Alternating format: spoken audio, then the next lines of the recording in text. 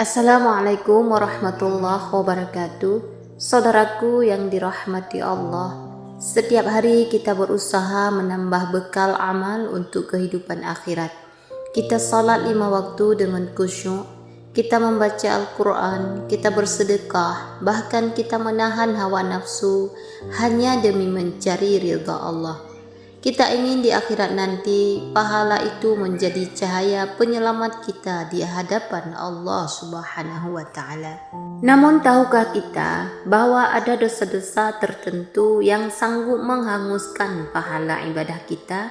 Bayangkan saja, seumur hidup kita beribadah, mengorbankan waktu, harta, dan tenaga untuk kebaikan. Tapi pada akhirnya amalan itu lenyap bagai debu yang berterbangan. Sungguh, kerugian terbesar bagi seorang hamba bukanlah kehilangan harta, bukan pula kehilangan kedudukan, tapi ketika amal salehnya tidak lagi bernilai di sisi Allah Subhanahu wa Ta'ala. Rasulullah Sallallahu Alaihi Wasallam pernah bersabda tentang orang yang bangkrut di hari kiamat. Para sahabat bertanya, siapakah orang yang bangkrut itu, wahai Rasulullah? Beliau menjawab, orang yang bangkrut dari umatku adalah yang datang pada hari kiamat membawa pahala salat, pahala puasa, dan pahala zakat, tetapi ia juga datang dengan membawa dosa, mencaci, memfitnah, memakan harta orang lain, menumpah darah, dan memukul orang. Maka berikanlah kebaikannya kepada orang-orang yang ia zalimi. Jika kebaikannya habis sebelum terbayarkan, diambil dosa-dosa mereka itu lalu ditimpakan kepadanya. Kemudian ia dilemparkan ke dalam neraka. Hadis riwayat Muslim. Hadis ini menggetarkan hati. Ia mengajarkan kepada kita bahwa pahala bisa hilang begitu saja bila bercampur dengan dosa-dosa besar. Amal yang kita anggap banyak bisa berpindah kepada orang lain yang kita sakiti. Betapa ruginya kita jika itu terjadi. Maka penting sekali bagi kita untuk mengenali dosa-dosa besar yang bisa menghanguskan pahala. Karena dosa besar ini bukan hanya merusak diri, tapi juga menghapuskan nilai amal ibadah kita. Allah mengingatkan dalam Al-Quran bahwa amal kebaikan orang kafir bagaikan fata morgana di padang pasir. Terlihat ada tetapi sejatinya kosong. Begitu pula bagi orang yang beribadah namun tidak menjauhi dosa besar. Amalnya bisa lenyap sia-sia. Saudaraku, jangan pernah merasa aman dari dosa. Jangan pernah merasa ibadah kita cukup untuk menutupi dosa yang kita lakukan. Justru semakin banyak ibadah, kita harus semakin takut kalau pahala itu tidak sampai kepada kita. Seperti seseorang yang membawa kendi berisi air, tapi tak sadar ada retakan kecil di bawahnya. Sejauh apapun ia berjalan, air itu akan habis, dan ia tidak akan mendapatkan apa-apa. Begitulah perumpamaan amal ibadah yang dicampuri dosa besar akhirnya hilang tak tersisa. Oleh karena itu, mari kita buka hati dan telinga kita. Kita pelajari dengan seksama apa saja dosa besar yang bisa menghanguskan pahala. Karena mengenalinya adalah bentuk penjagaan diri dan menjauhinya adalah jalan keselamatan kita di hadapan Allah Subhanahu wa Ta'ala. Adapun dosa yang pertama yaitu syirik. Saudaraku yang dirahmati Allah, dosa besar pertama yang mampu menghanguskan seluruh pahala kebaikan adalah syirik, yaitu mempersekutukan Allah dengan sesuatu apapun. Inilah dosa yang paling berbahaya, paling berat, dan paling dibenci oleh Allah. Bahkan Allah menegaskan dengan sangat jelas dalam firman-Nya, sesungguhnya Allah tidak akan mengampuni dosa syirik, dan Ia mengampuni segala dosa yang selain dari itu bagi siapa yang dikehendakinya. Barang siapa mempersekutukan Allah, maka ia sungguh telah berbuat dosa yang besar. Quran Surat An-Nisa ayat 48. Ayat ini menunjukkan bahwa syirik adalah dosa yang tidak ada ampunan jika dibawa sampai mati. Semua amal ibadah sebanyak apapun akan sia-sia jika seseorang meninggal dalam keadaan menyekutukan Allah. Amal yang ia kumpulkan puluhan tahun seperti salat, sedekah, puasa, dan haji akan terhapus seketika. Saudaraku, Jangan kita kira syirik hanya berarti menyembah berhala seperti di zaman jahiliyah. Syirik bisa hadir dalam banyak bentuk yang halus, bahkan tanpa kita sadari. Di antaranya yaitu syirik besar, menyembah selain Allah, meminta kepada kuburan, percaya bahwa ada makhluk yang bisa memberi rezeki atau menolak bala selain Allah. Adapun syirik kecil yaitu riya, yaitu memperlihatkan ibadah agar dipuji orang. Rasulullah SAW bersabda, "Sesungguhnya yang paling aku takutkan menimpa kalian adalah syirik kecil."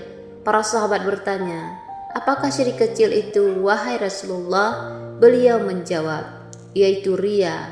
Hadis riwayat Ahmad. Betapa banyak orang yang terlihat rajin salat, sering bersedekah, atau pandai membaca Al-Quran. Namun semua itu hanya ia lakukan bukan karena Allah, melainkan demi mendapat pujian manusia. Hati-hati, amal yang seperti ini tidak sampai kepada Allah. Ia hanya akan mendapatkan apa yang ia cari, yaitu pujian sesaat dari manusia. Sedangkan di sisi Allah, amal itu tidak bernilai. Syirik juga bisa berupa bergantung kepada selain Allah. Misalnya percaya bahwa sebuah jimat membawa keberuntungan, atau merasa rezeki datang dari atasan, bukan dari Allah. Padahal segala sesuatu yang kita dapatkan semata-mata dari Allah. Bila hati kita lebih percaya kepada makhluk dibanding Sang Pencipta, maka itulah syirik yang menghapuskan amal. Renungkanlah, saudaraku, bagaimana mungkin kita berharap surga sementara kita masih menduakan Allah dalam doa, dalam niat atau dalam keyakinan? Betapa ruginya jika puluhan tahun ibadah kita terhapus hanya karena hati kita tidak lurus. Maka jagalah hati kita, luruskan niat setiap kali beramal. Jika engkau salat, katakan dalam hatimu, "Aku salat hanya karena Allah." Jika engkau bersedekah, bisikkan pada jiwamu, "Aku memberi bukan untuk dipuji, tapi demi mencari ridha Allah." Jangan biarkan syirik merusak ibadahmu. Syirik adalah dosa pertama yang menghanguskan pahala. Barang siapa terjerumus ke dalamnya, maka seluruh amalnya akan hilang. Karena itu, mari kita perbanyak doa agar dijauhkan dari syirik, baik yang besar maupun yang kecil. Rasulullah SAW sendiri berdoa, "Ya Allah, sesungguhnya aku berlindung kepadamu dari mempersekutukanmu dengan sesuatu yang aku ketahui, dan aku mohon ampun kepadamu dari apa yang tidak aku ketahui." Hadis riwayat Ahmad. Semoga Allah menjaga hati kita agar tetap lurus, niat kita tetap murni, dan amal kita diterima hingga akhir hayat. Saudaraku yang dirahmati Allah, adapun dosa besar yang kedua yaitu dosa durhaka kepada orang tua. Saudaraku yang dirahmati Allah, dosa besar berikutnya yang bisa menghanguskan pahala adalah durhaka kepada orang tua. Allah Subhanahu wa Ta'ala meletakkan kewajiban berbakti kepada orang tua setelah kewajiban menyembahnya. Dalam Al-Quran, Allah Subhanahu wa Ta'ala berfirman, "Dan kami perintahkan kepada manusia berbuat baik kepada kedua orang tua ibu bapaknya. Ibunya telah mengandungnya dalam keadaan lemah yang bertambah-tambah dan menyapinya dalam 2 tahun. Bersyukurlah kepadaku dan kepada 2 orang ibu bapakmu. Hanya kepadakulah kembalimu." Quran Surat Luqman ayat 14. Ayat ini menegaskan betapa mulianya kedudukan orang tua. Ibu yang bersusah payah mengandung, ayah yang bekerja keras menafkahi, keduanya rela mengorbankan segalanya demi kita. Maka durhaka kepada mereka adalah dosa yang sangat besar, bahkan bisa menghapuskan pahala ibadah kita. Rasulullah SAW pernah ditanya, "Amalan apakah yang paling dicintai Allah?" Beliau menjawab, "Salat tepat pada waktunya." Lalu ditanya lagi, "Kemudian apa?" Beliau menjawab, "Berbakti kepada orang tua." Hadis riwayat Bukhari dan Muslim. Namun saudaraku, betapa sering kita melihat orang yang rajin beribadah, tetapi lisannya kasar kepada orang tua. Ia berani membentak, mengangkat suara, bahkan merasa terganggu dengan nasihat ibu dan ayahnya. Padahal satu ucapan kasar bisa membuat Allah murka. Allah Subhanahu wa Ta'ala berfirman, "Maka janganlah engkau mengatakan kepada keduanya perkataan dan janganlah engkau membentak mereka, dan ucapkanlah kepada mereka perkataan yang mulia. Quran Surat Al-Isra ayat 23. Renungkanlah, hanya sekadar kata saja sudah dilarang Allah, apalagi sampai mengabaikan, menyakiti, atau membuat mereka menangis. Jika orang tua murka, maka ridha Allah pun terhalang. Amal ibadah yang kita lakukan bisa tidak bernilai di sisi Allah, karena doa orang tua yang terzalimi bisa menjadi sebab terhapusnya pahala kita. Rasulullah Shallallahu Alaihi Wasallam pernah mengingatkan, keridhaan Allah ada pada keridhaan orang tua, dan kemurkaan Allah ada pada kemurkaan orang tua. Hadis riwayat Tirmizi. Hadis ini membuat kita sadar bahwa siapapun yang mencari ridha Allah wajib lebih dulu mencari ridha orang tua. Saudaraku, durhaka tidak hanya dengan ucapan atau perbuatan, tetapi juga dengan sikap lalai, sibuk mengejar dunia, tapi lupa menanyakan kabar orang tua. Jarang menyentuh tangannya dengan penuh hormat, jarang membahagiakan hatinya, itu pun bisa termasuk kedurhakaan. Betapa banyak anak yang menyesal ketika orang tua sudah tiada, baru sadar betapa besar dosanya karena sering mengabaikan mereka. Maka, marilah kita jaga hati kita, lisan kita, dan sikap kita. Jangan sampai amal salat kita, tilawah kita, dan sedekah kita hangus karena kita durhaka kepada orang tua. Ingatlah, satu senyum yang kita berikan kepada ibu dan ayah bisa menjadi sedekah. Satu belayan lembut bisa menjadi amal jariah, dan satu doa tulus dari mereka bisa menjadi sebab surga terbuka bagi kita. Saudaraku, jangan tunggu mereka tiada baru menyesal. Selagi mereka masih hidup, muliakanlah mereka, bahagiakan mereka, dan doakan mereka setiap hari. Karena tidak ada doa yang lebih mustajab bagi seorang anak selain doa kedua orang tua. Dan tidak ada kerugian yang lebih besar selain kehilangan pahala karena menyakiti mereka. Semoga Allah menjadikan kita anak-anak yang berbakti, menjaga lisan dan hati agar tidak menyakiti, serta mendapatkan ridha kedua orang tua hingga mengantarkan kita ke surganya. Saudaraku yang dirahmati Allah, adapun dosa ketiga dan keempat yaitu ghibah dan hasad. Ada dua dosa besar yang sering disepelekan, namun keduanya sanggup membakar pahala sebagaimana api membakar kayu kering. Dosa itu adalah ghibah ataupun menggunjing, dan hasad ataupun iri dengki. Allah Subhanahu wa Ta'ala berfirman dalam perumpamaan yang sangat menggetarkan hati. Dan janganlah sebagian kamu menggunjing sebagian yang lain. Sukakah salah seorang di antara kamu memakan daging saudaranya yang sudah mati? Maka tentulah kamu merasa jijik kepadanya. Quran Surat Al-Hujurat ayat 12. Bayangkan, saudaraku, setiap kali kita membicarakan keburukan saudara kita di belakangnya, seolah-olah kita sedang memakan daging bangkai, jijik menjijikkan. Tetapi itulah gambaran nyata dosa ghibah. Rasulullah Shallallahu Alaihi Wasallam juga mengingatkan bahwa orang yang berbuat ghibah akan kehilangan pahala ibadahnya. Amalan salat, puasa, dan sedekahnya berpindah kepada orang yang ia gunjingkan. Dan jika pahalanya habis, maka dosa orang itu dipindah kepadanya. Sungguh rugi. Amal seumur hidup bisa hilang hanya karena lidah yang tak dijaga. Lebih parah lagi, ghibah seorang dianggap hal biasa. Duduk bersama teman, lalu obrolan beralih membicarakan kekurangan orang lain. Awalnya sekadar bercanda, lama-lama menjadi kebiasaan. Padahal satu kalimat saja cukup untuk menghapus pahala yang kita kumpulkan bertahun-tahun. Selain ghibah, ada pula hasad atau iri dengki. Rasulullah Shallallahu Alaihi Wasallam bersabda, hasad itu memakan kebaikan sebagaimana api memakan kayu bakar. Hadis riwayat Abu Daud. Hasad adalah perasaan tidak suka melihat nikmat yang dimiliki orang lain dan berharap nikmat itu hilang darinya. Hati yang dipenuhi hasad tidak pernah tenang, selalu gelisah melihat kebahagiaan orang lain. Dan lebih buruk lagi, hasad bisa membuat kita kehilangan pahala karena ia melahirkan dosa lain, membenci, memfitnah hingga berbuat zalim. Saudaraku, setan sangat senang ketika seorang muslim jatuh dalam ghibah dan hasad. Karena dengan dua dosa ini, pahala kebaikan akan habis tanpa terasa. Orang yang iri akan sibuk membandingkan hidupnya dengan orang lain, sementara waktunya terbuang sia-sia. Orang yang suka ghibah akan sibuk mencari aib saudaranya, sementara ia lupa memperbaiki dirinya sendiri. Padahal Allah Subhanahu wa Ta'ala telah mengajarkan doa yang indah agar kita selamat dari hasad.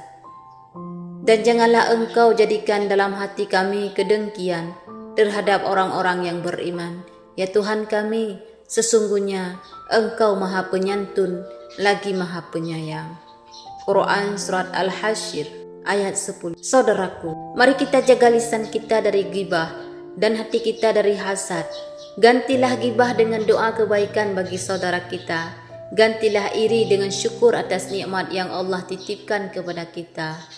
Dengan begitu, pahala ibadah kita akan tetap utuh, tidak tergerus oleh dosa-dosa yang merusak dari dalam hati. Ingatlah, menjaga diri dari ghibah dan hasad bukan hanya menyelamatkan pahala kita, tetapi juga membawa ketenangan jiwa, karena hati yang bersih akan selalu damai dan lisan yang terjaga akan selalu mendatangkan keberkahan.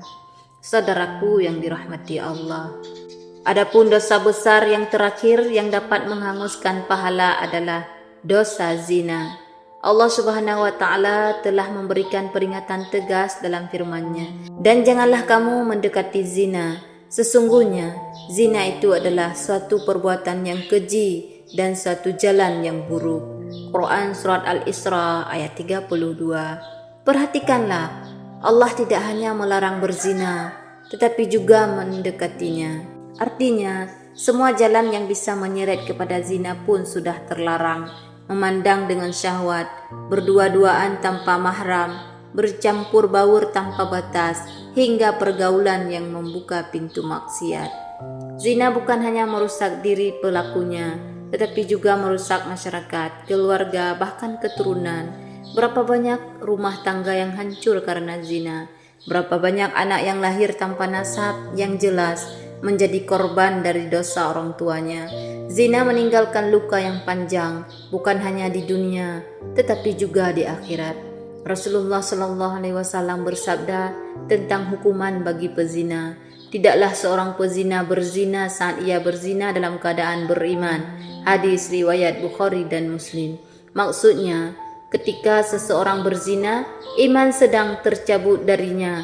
Betapa mengerikan, karena dosa ini mampu menghapuskan cahaya iman dan menggelapkan hati. Saudaraku, bayangkan jika seseorang salat, berzikir, dan bersedekah, namun di sisi lain ia masih terjerumus dalam zina.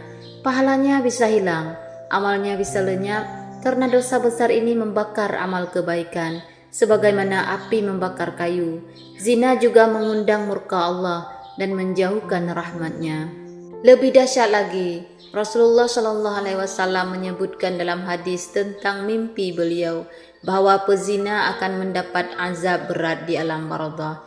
Mereka ditempatkan dalam tunggu besar, dibakar dalam api menyala-nyala. Ini menjadi peringatan keras agar kita menjauhi perbuatan hina tersebut. Saudaraku, jangan pernah meremehkan dosa zina. Sekali seseorang terjerumus, ia bisa sulit keluar karena syahwat yang membelenggu. Namun jangan pula putus asa dari rahmat Allah. Pintu taubat selalu terbuka bagi siapa saja yang sungguh-sungguh menyesal, berhenti dari perbuatan zina, dan berjanji untuk tidak mengulanginya lagi.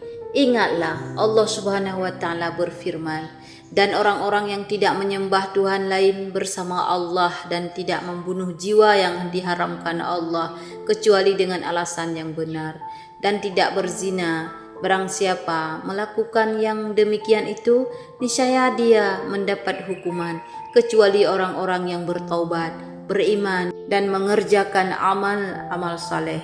Maka kejahatan mereka diganti oleh Allah dengan kebaikan. Quran Surat Al-Furqan ayat 68 hingga 70. Ayat ini memberi kabar gembira jika kita benar-benar bertaubat. Allah bukan hanya mengampuni dosa, tetapi bahkan menggantinya dengan pahala kebaikan. Saudaraku, kita telah membahas 5 dosa besar yang bisa menghanguskan pahala: syirik, durhaka kepada orang tua, ghibah, hasad, dan zina. Semua dosa ini tidak hanya merusak diri, tetapi juga dapat menghapus amal saleh yang kita kumpulkan seumur hidup. Maka, mari kita jadikan renungan ini sebagai peringatan. Jangan biarkan pahala ibadah kita hilang sia-sia.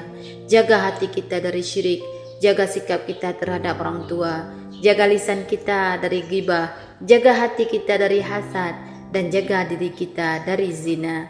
Semoga Allah melindungi kita dari dosa-dosa besar ini, menjaga amal kita tetap utuh dan menutup hidup kita dengan husnul khatimah. Amin ya rabbal alamin. Wassalamualaikum warahmatullahi wabarakatuh.